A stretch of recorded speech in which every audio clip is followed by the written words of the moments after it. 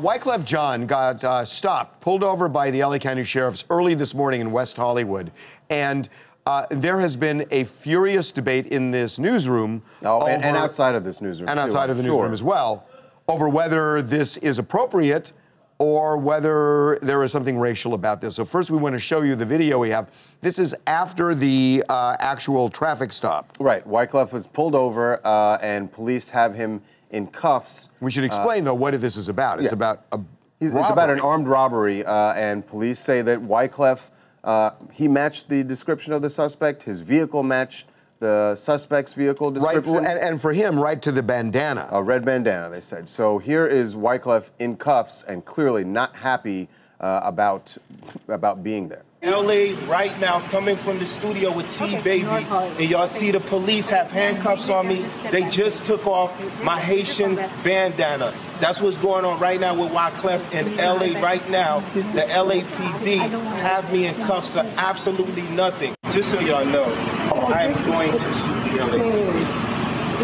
Please, I am going to sue you because you took off my hat, you put cuffs on me. So we should make it clear one thing. The little accounting to get out of the way. It's not LAPD. This was the LA County Sheriff's Department that pulled him over. Which patrols West Hollywood. Right. So that said, the principle is still the same. He says that he should not have been stopped. He should not have been cuffed.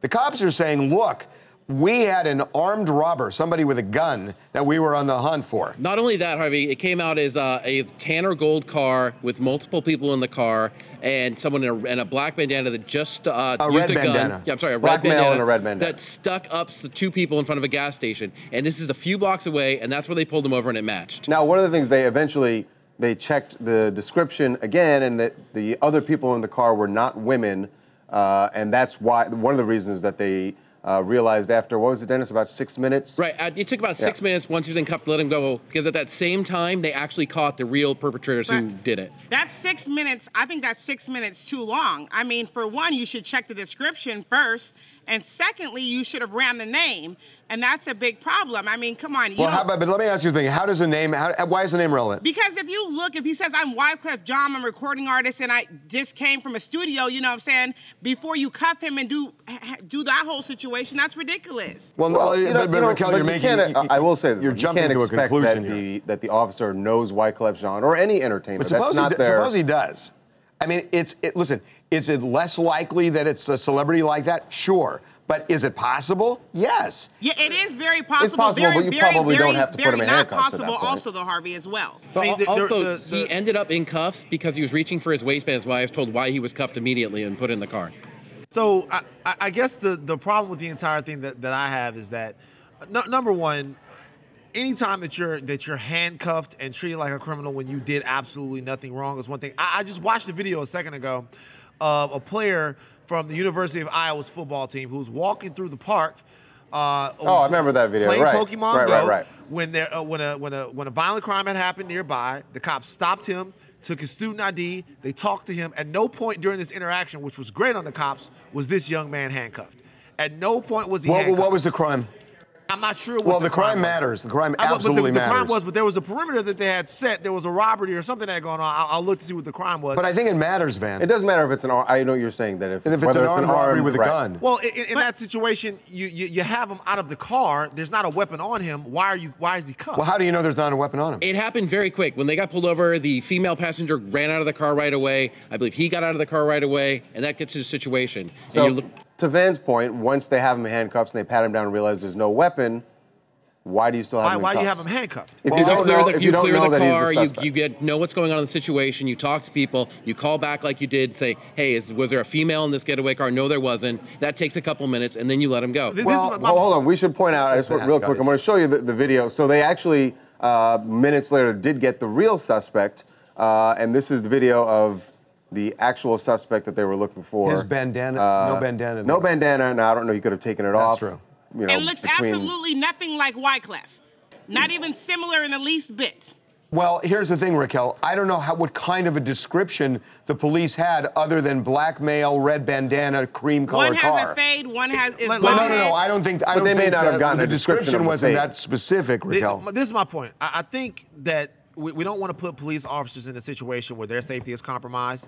But as American citizens, handcuffing someone and detaining them in that matter, putting the feeling of guilt and criminality on them is not something that should be done super leisurely like that. I just don't think that it should be. I think that if you're gonna handcuff someone, they should pose an imminent danger to you, a danger that you should have vetted, and then you almost have to be arrested.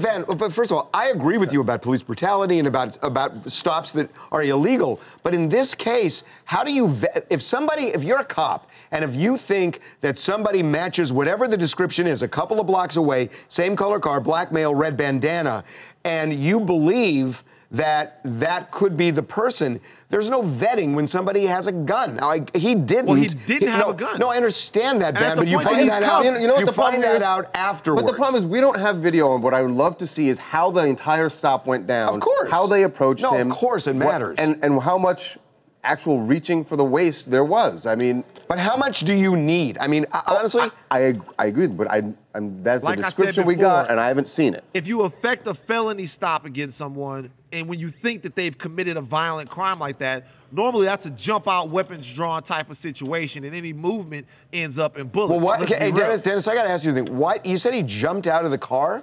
Already got out very quickly. She got out very quickly when it happened, which also puts the officers at, not at ease either.